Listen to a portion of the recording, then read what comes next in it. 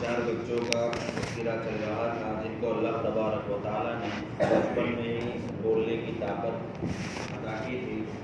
اس میں ایک تو حضرت عیسیٰ علیہ السلام تھے جو ایک دن کے بچے تھے اور اپنی والدہ کی پاکی بیان کی تھی۔ اور بنی اسرائیل میں ایک راہب تھا جریج جس کے اوپر تہمت لگی تھی، تو ایک نوزائیدہ مطلب بالکل نیا پیدا شدہ بچے نے ان کے متعلق گواہی دی تھی۔ تیسرے حضرت موسیٰ علیہ السلام پر فرعون کو شبہ پیدا ہوا تو فرعون کی بیوی کے بال سنوارنے والی عورت کی چھوٹی بچی کو اللہ تبارک و تعالیٰ نے بولنے کی طاقت عطا فرمائی تھی۔ اس نے حضرت موسیٰ علیہ السلام کو بچپن میں فرعون کے ہاتھ سے بچایا تھا۔ اور ٹھیک اسی طرح حضرت یوسف علیہ السلام کے واقعے میں حضرت عبداللہ ابن عباس اور حضرت ابو ہریرہ رضی اللہ عنہ کی روایت کے مطابق ایک چھوٹے بچے کو حق تعالیٰ نے بولنے کی طاقت عطا فرمائی، اور وہ بھی نہایت عقل مندی اور حکمت کے ساتھ کہ یہ چھوٹا بچہ کسی گھر میں گہوارے کے اندر پڑا تھا۔ یہ کس کو گمان تھا کہ یہ ساری باتیں دیکھے گا، سمجھے گا اور پھر اس کو کسی اندازے سے بیان بھی کر دے گا، مگر اللہ تبارک و تعالیٰ اپنی اطاعت میں مجاہدہ کرنے والوں کی شان ظاہر کرنے کے لیے دنیا کو دکھلا دیتا ہے کہ کائنات کا ذرہ ذرہ جو ہے اس کی خفیہ پولیس ہے، CID ہے، اور ہر چیز کا ریکارڈ اس کے پاس موجود ہے، جو مجرم کو خوب پہچانتی ہے اور جرموں کا کیا ہے ریکارڈ بھی رکھتی ہے، ساری چیزیں وہ رکھتی ہے اور ضرورت کے وقت اس کا اظہار بھی کر دیتی ہے۔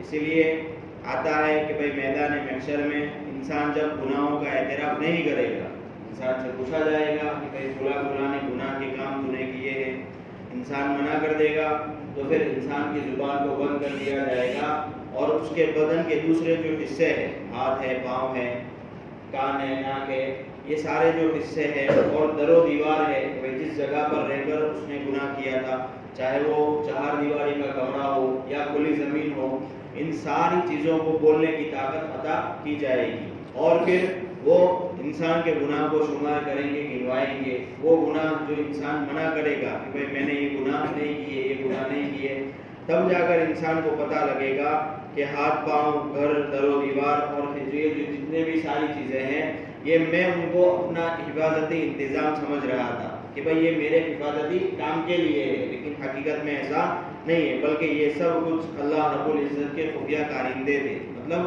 خفیہ چھپ کر کام کرنے والے تھے۔ اس لیے کہتے ہیں کہ بھئی انسان گناہ کرے تو اس کو سوچنا چاہیے کہ کوئی نہیں دیکھ رہا ہے، لیکن اللہ تو اس کو ضرور دیکھتا ہے، اور اگر انسان گناہ کو کتنا بھی چھپانا چاہے، اگر انسان قبول نہیں کرے گا تو کیا ہے، اس کے ہاتھ، پاؤں اور زمین کا حصہ اور وہ چہار دیواری جو ہے وہ گواہ بنے گی انسان کے گناہ کی۔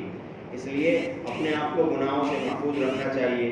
خلاصہ یہ کہ یہ چھوٹا بچہ جو گہوارے میں بظاہر اس دنیا کی ہر چیز سے غافل اور بے خبر پڑا تھا، اس نے حضرت یوسف علیہ السلام کے معجزے کے طور پر عین اس وقت بول کر گواہی دی جبکہ عزیز مصر اس واقعے سے کیا ہے، کشمکش کی حالت میں مبتلا تھا، سوچ میں پڑ گیا تھا عزیز مصر کہ بھئی کس کی بات سچی مانوں، کس کی بات جھوٹی مانوں۔ پھر یہ بچہ اگر صرف اتنا ہی کہہ دیتا کہ یوسف علیہ السلام آزاد ہیں اور زلیخا کا قصور ہے، تو اس میں بھی ظاہر سی بات ہے کہ حضرت یوسف علیہ السلام کی آزادی پتہ چل جاتی۔ کیوں؟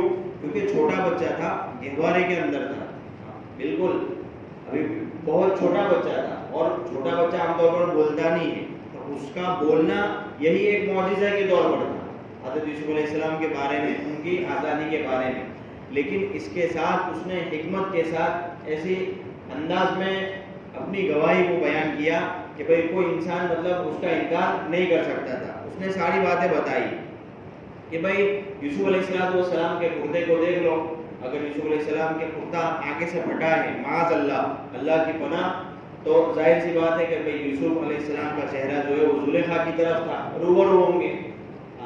اگر آگے سے پھٹا ہے تو ایسے سمجھا جائے گا کہ بھئی یوسف قصوروار ہے، زلیخا سچی ہے، لیکن اگر یوسف کا کردہ پیچھے سے پھٹا ہوا ہے تو سمجھا جائے گا کہ زلیخا جو ہے وہ قصوروار ہے اور یوسف سچے ہیں، اور دوسرا کوئی احتمال ہو ہی نہیں سکتا، کیونکہ پیچھے سے کردہ پھٹا ہوا ہوگا تو ظاہر سی بات ہے کہ بھئی جو دوسرا انسان ہے، مطلب یوسف علیہ السلام، تو ظاہر سی بات ہے بھاگنے کی کوشش کر رہے تھے اور پیچھے سے ان کو پکڑا۔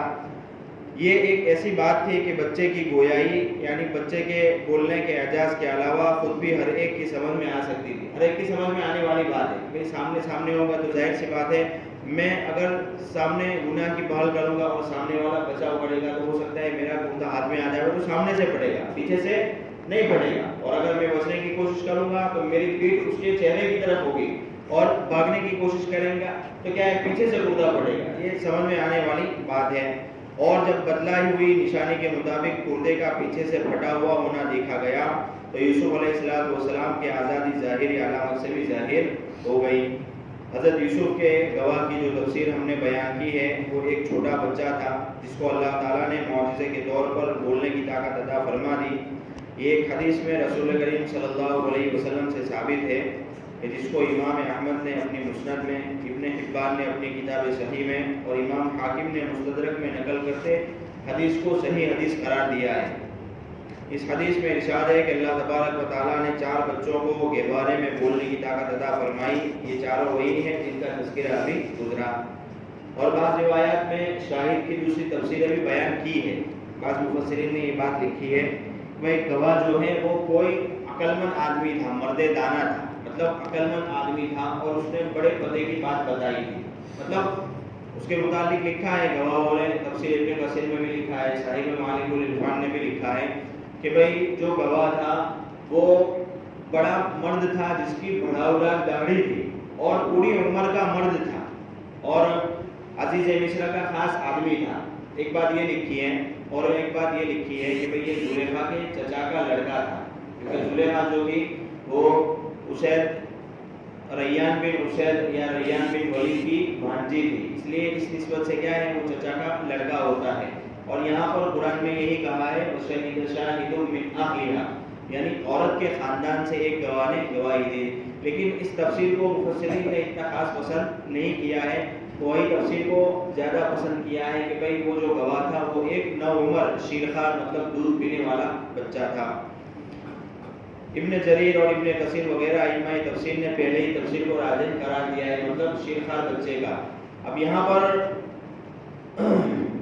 کتابوں میں ایک بات لکھی ہے اور ہم نے بھی اپنے اساتذہ کرام سے یہ بات سنی ہے کہ یہ جو گواہی دینے والا بچہ تھا وقت کے طور پر اس نے گواہی تو دے دی تھی, اس کے مطابق فیصلہ ہوا تھا. اور جو آخری آیت ہے اس موضوع کی وہ آگے آئے گی.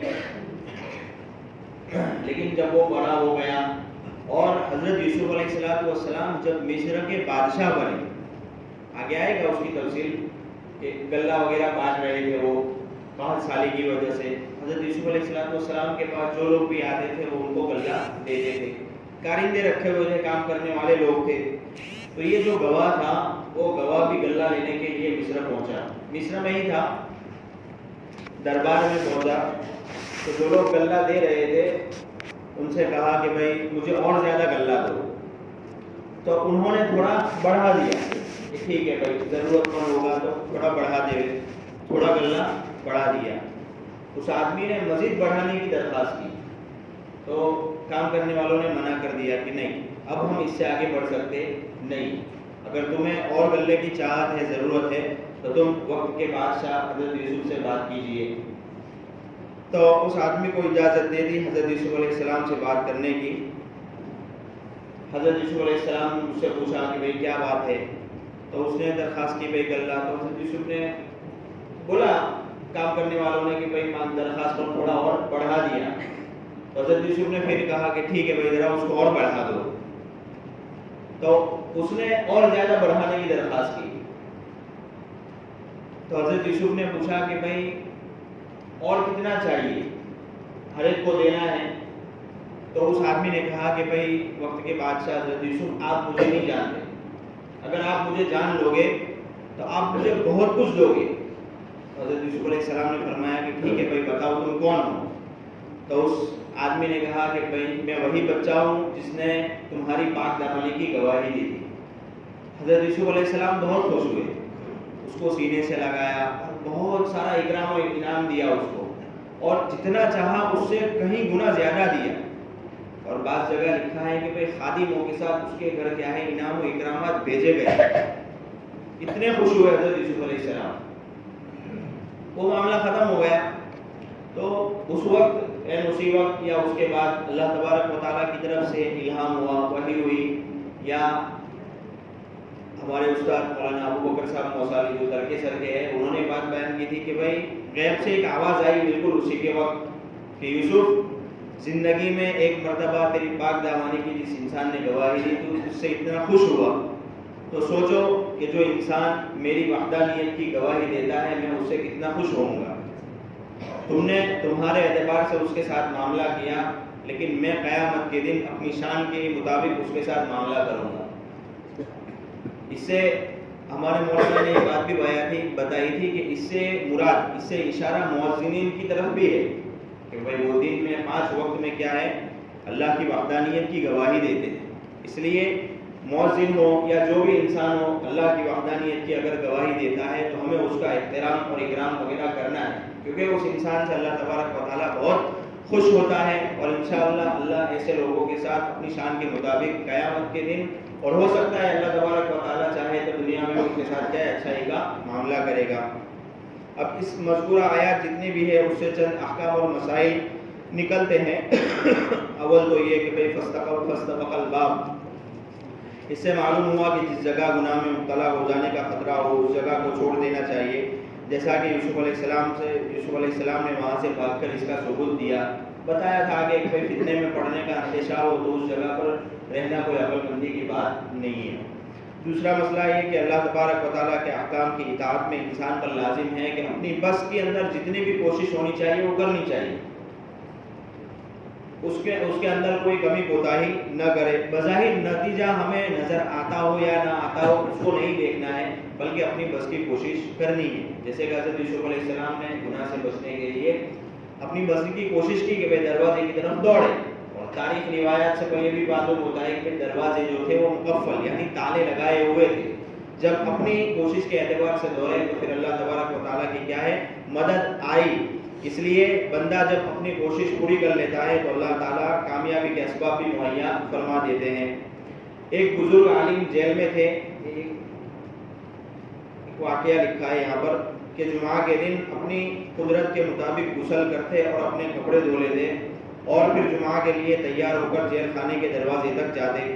وہاں پہنچ کر عرض کرتے کہ یا اللہ میری قدرت میں اتنا ہی تھا, آگے آپ کے اختیار میں ہے. اللہ تعالیٰ کی رحمت عامہ سے کچھ بعید نہ تھا کہ ان کی کرامات سے جیل کا دروازہ کھل جاتا اور یہ نماز جمعہ ادا کر لیتے. لیکن اس نے اپنی حکمت سے اس بزرگ کو وہ بلند مقام عطا فرمایا جس پر ہزاروں کرامتیں قربان ہیں کہ ان کے اس عمل کی وجہ سے جیل کا دروازہ نہ کھلا, مگر اس کے باوجود انہوں نے اپنے کام میں ہمت نہیں ہاری. ہر جمعہ کو مسلسل یہی عمل جاری رکھا. یہی وہ استقامت ہے جس کو اکابر صوفیہ نے کرامت سے اونچا سمجھا ہے. اور عام طور پر ابھی کے حساب سے اس دور میں کرامت اسی کو سمجھا جاتا ہے کہ آدمی کسی نیک عمل پر استقامت کے ساتھ اس کو کرتا رہے. یہ اصل کرامت ہے ابھی اس دور کے اندر. ابھی وہ کرامتیں اتنی ظاہر نہیں ہوتی, لیکن کیونکہ فتنہ و فساد کا دور ہے, اور اس فتنہ و فساد کے دور میں کسی ایک نیک کام پر اخلاص کے ساتھ مستقل استقامت کے ساتھ اس کو کرنا یہ ایک بہت بڑی کرامت ہے. اس سے ایک بات یہ بھی ثابت ہوئی کہ کسی شخص پر کوئی غلط تہمت باندھی جائے تو اپنی صفائی پیش کرنا انبیاء کی سنت ہے. یہ کوئی توکل اور بزرگی نہیں ہے کہ اس وقت آدمی خاموش رہے. خاموش نہیں رہنا چاہیے. اپنے اوپر اگر غلط الزام لگتا ہے تو پھر اس کو اپنے مقدر میں ایسا نہیں, مطلب اگر پتا ہے کہ بھائی میرے اوپر الزام غلط ہو رہا ہے تو اس کی صفائی پیش کرنے کے لیے آدمی کو کوشش کرنی چاہیے, کیونکہ انبیاء کی سنت ہے. جیسے کہ یہاں بھی پتا چلا کہ حضرت یوسف علیہ السلام پر غلط تہمت لگی تو مجبور ہو کر اپنی صفائی کے اعتبار سے کیا ہے انہوں نے بات پیش کی کہ بھائی قال ہی راودتنی عن نفسی, اسے نے مجھے اپنی طرف راغب کیا. اس میں شاہد کا لفظ آیا ہے. یہ لفظ عام فقہی معاملات اور مقدمات میں بولا جاتا ہے. اب اس سے بہت سارے فقہی مسئلے بھی بیان کیے ہیں. بھائی علماء نے فقہاء کرام نے سمجھے اور سمجھنے اور سمجھانے کے لیے بہت ساری اصطلاحات اختیار کی ہے. قرآن کریم یہ ساری اصطلاحات کا پابند نہیں ہے. اس سے یہ بات یہ بھی سمجھ میں آتی ہے کہ بھائی جتنے بھی مقدمات ہوتے ہیں اور فیصلے ہوتے ہیں اس میں قرائن اور علامات سے کام لیا جاتا ہے کہ بھئی اس میں علامات وغیرہ کو دیکھا جاتا ہے. اس کے بھی بہت سارے واقعات لکھے ہیں لیکن یہاں پر مناسب نہیں ہے اس کو بیان کیا جائے. بہرحال یہاں تک یہ ثابت ہوا کہ جب زلیخا نے حضرت یوسف پر تہمت اور الزام لگائی تو اللہ تعالیٰ نے ایک چھوٹے بچے کو عادت کے خلاف بولنے کی طاقت دے کر اس کی زبان سے یہ حکمت کے ساتھ فیصلہ صادق فرمایا کہ یوسف علیہ السلام کے کرتے کو دیکھو، اگر وہ پیچھے سے پھٹا ہے تو یہ اس کی صاف علامت ہے کہ وہ بھاگ رہے تھے اور زلیخا پکڑ رہی تھی، یوسف علیہ السلام کیا ہے بے قصور ہے۔ آگے بھی بتایا تھا کہ بھئی یوسف کے کرتے کے 3 واقعات بڑے خاص ہیں۔ ایک تو وہی جو بھائیوں نے جھوٹا رنگ کر کے حضرت یعقوب کے سامنے پیش کیا تھا کہ اسے بھیڑیا کھا گیا۔ دوسری یہ بات کہ یہاں پر بھی یوسف کا کرتا کیا ہے گواہی کے طور پر پیش کیا گیا۔ اور تیسرا حضرت یعقوب علیہ السلام کی آنکھوں کی روشنی کے آنے کے وقت، یہاں تک یہ بات ہے۔ اب آگے جو مذکورہ 2 آیات باقی ہے اس میں جب دیکھا جاتا ہے کہ بھئی کرتا پیچھے سے پھٹا ہوا ہے تو عزیز مصر اپنی بیوی کو کچھ باتیں کہتا ہے اور بھی کچھ باتیں ہیں اس کے متعلق عورتوں کے مکر و فریب کے بارے میں، تو انشاءاللہ اس کا تذکرہ بعد میں کریں گے۔ سبحان اللہ و بحمدہ، سبحان اللہ۔